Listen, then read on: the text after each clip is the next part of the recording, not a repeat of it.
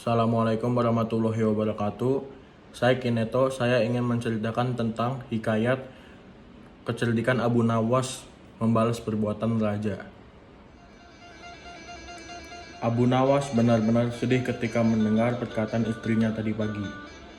Atas perintah raja, sejumlah pengawal kerajaan mengacak-ngacak dan menggali rumahnya dengan paksa.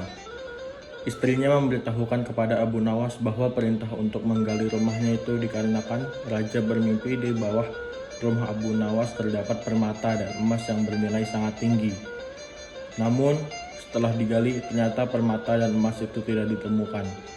Lantas Abu Nawas menjadi kesal dan sangat sedih karena raja tidak meminta maaf atas perbuatannya tersebut.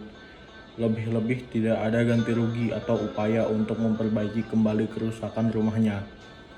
Abu Nawas pun mulai memikirkan cara, tetapi ia malah semakin bingung. Belum juga ditemukannya ide untuk membalas perbuatan raja. Ia bahkan tidak punya nafsu makan, walau istrinya telah menyiapkan makanan enak.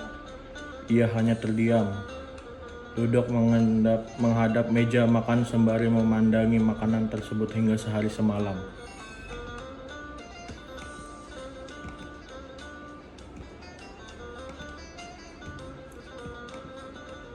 Keesokan harinya, lalat-lalat mulai menggapi makanan yang telah membusuk karena basi.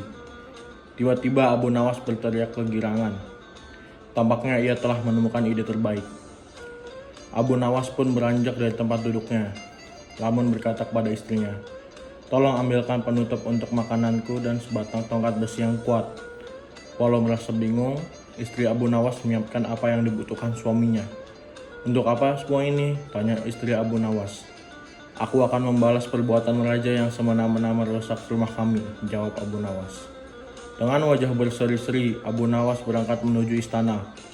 Tiba di sana, ia memberi salam hormat dan berkata, "Maaf raja, aku menemuimu untuk mengadukan perlakuan tamu-tamu yang tak diundang. Mereka memasuki rumahku tanpa izin dan berani memakan makananku." "Siapakah tamu-tamu yang tak diundang itu, wahai Abu Nawas?" tanya sang raja. "Lalat-lalat ini raja," kata Abu Nawas sambil membuka penutup piringnya. "Kalau bukan kepadamu, kepada siapa lagi aku harus mengadukan ketidakadilan ini?" lanjut Abu Nawas. "Keadilan seperti apa yang kamu inginkan dariku?" tanya raja. "Aku hanya bermaksud mendapatkan izin tertulis dari raja untuk bisa menghukum lalat-lalat ini," jawab Abu Nawas. Walaupun terdengar aneh, raja tidak bisa menolak permintaan Abu Nawas. Karena saat itu para menteri sedang berkumpul di istana. Raja merasa malu jika menolak permintaan rakyatnya. Dengan terpaksa, raja akhirnya membuat surat izin yang isinya membolehkan Abu Nawas memukul lalat-lalat itu dimanapun mereka hinggap. Tanpa menunda-nunda lagi, Abu Nawas segera mengusir lalat-lalat dari piringnya. Lalat-lalat itu terbang dan hinggap di sana-sini. Dengan tongkat besi yang sudah sejak tadi dibawanya dari rumah, Abu Nawas mulai mengejar dan memukul lalat-lalat itu. Seekor lalat menempel di kaca. Abu Nawas pun memukulkan tongkat besinya hingga kaca itu pecah berhamburan di lantai. Begitupun dengan lalat-lalat yang lain menghinggap di vas bunga dan patung hias. Abu Nawas menghempas tongkat besinya ke segala arah, sehingga sebagian barang-barang berharga dan perabotan istana hancur berantakan. Bahkan Abu Nawas tidak segan-segan memukul lalat yang kebetulan hinggap di guci kesayangan sang sultan. Raja pun tidak kuasa melarang, melainkan menyadari kekeliruannya telah merusak rumah Abu Nawas dan keluarganya tanpa permintaan maaf dan ganti rugi. Setelah merasa lega, Abu Nawas pun segera pamit pulang. Kini barang-barang dan perabotan kesayangan raja telah hancur. Bukan hanya itu, raja juga merasa sangat malu. Ia sadar betapa kelirunya berbuat semena-mena kepada Abu Nawas. Abu Nawas yang selalu lucu, nyentrik, cerdik, mengatasi berbagai masalah dan sering menghibur banyak orang itu, ternyata bisa sangat marah kepada seorang yang berbuat semena-mena kepadanya.